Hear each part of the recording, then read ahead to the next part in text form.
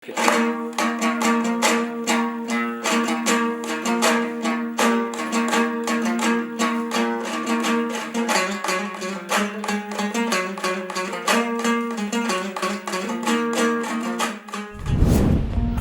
мініп туалған ұлттық жобасын қолдау мақсатындағы Қобыланды батыр жырынан үзінді оқудың отбасылық эстафетасын әріптесім тележүргізуші Талғат Уәлидің шаңырағынан алып, Елорда ақпарат тілшісі Нұрдәулет Кәкіш пен жеке кәсіпкер Бауыржан Қызырханның әулетіне жолдаймыз.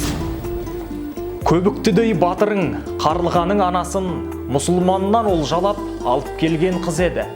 Содан туып Қарлыға анасының сол кезде өліп кеткен кез еді. Өлерінде анасы, көзінің ағы қарасы, менен туған қыз болсаң, мұсылманның шырағым, етегін ұста деп еді.